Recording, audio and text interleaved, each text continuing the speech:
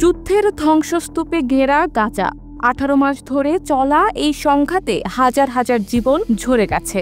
এই অন্ধকারে শান্তির বার্তা নিয়ে এগিয়ে এসেছিলেন পোপ ফ্রান্সিস, কিন্তু তার মৃত্যুতে গাজার খ্রিস্টান সম্প্রদায় শোকে মুষড়ে পড়েছে। তার কণ্ঠস্বর ছিল তাদের সাহসের উৎস। প্রতি সন্ধ্যায় ফোন করে তিনি খোঁজ নিতেন এই ভূখণ্ডের মানুষের। তার এই মমত্ববোধ গাজার খ্রিস্টানদের মনে চিরকাল রয়ে যাবে। পোপ ফ্রান্সিস শুধু দূর থেকে কথা বলেননি, তিনি গাজার মানুষের পাশে ছিলেন। 2023 সালের অক্টোবরে যুদ্ধ শুরুর পর থেকে তিনি নিয়মিত ফোন করতেন স্থানীয় খ্রিস্টান নেতাদের। তার কথায় ছিল আশা, ছিল সান্ত্বনা। তোমরা একা নও, বলতেন তিনি। এই কথাগুলো যুদ্ধের ভয়াবহতার মধ্যেও মানুষের মনে শক্তি জোগাত। তার এই মানবিকতা গাজার খ্রিস্টান সম্প্রদায়ের কাছে ছিল এক অলৌকিক আলো। পোপ ফ্রান্সিস শান্তির জন্য কখনো থামেননি। তিনি বিশ্ব নেতাদের কাছে বারবার আহ্বান জানিয়েছেন গাজায় যুদ্ধবিরতির জন্য। আন্তর্জাতিক সম্প্রদায়কে তিনি বলেছিলেন গণহত্যার অভিযোগ তদন্ত করো। তার কণ্ঠ ছিল নির্ভীক। তিনি গাজার মানুষের দুর্দশার কথা বিশ্বের কাছে তুলে ধরেছেন।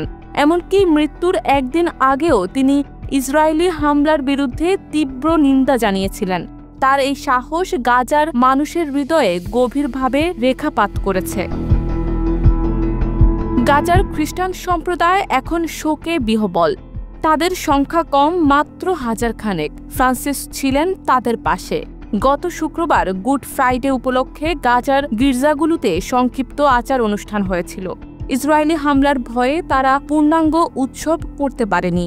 এখন পোপের মৃত্যু তাদের আরও একাকী করে দিয়েছে।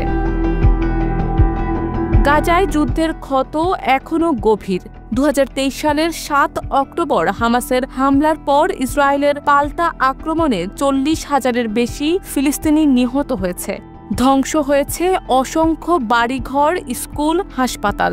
জাতিসংঘের হিসাবে গাজার অর্ধেকের বেশি ভবন ক্ষতিগ্রস্ত।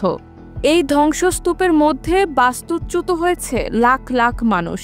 পোপ ফ্রান্সিস এই মানবিক সংকটের কথা বারবার তুলে ধরেছিলেন, যা বিশ্বের নজরে এনেছিল। পোপ ফ্রান্সিস চলে গেলেও তার শান্তির বার্তা গাজায় প্রতিধ্বনিত হবে। তিনি দেখিয়েছেন মানবিকতার কণ্ঠ কখনো নীরব হয় না।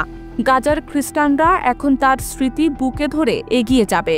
তার আহ্বান ছিল সকলের জন্য, ধর্ম, জাতি নির্বিশেষে একসঙ্গে শান্তি প্রতিষ্ঠার। গাজার মানুষ এখন অপেক্ষায়, কবে তাদের আকাশে শান্তির সূর্য উঠবে।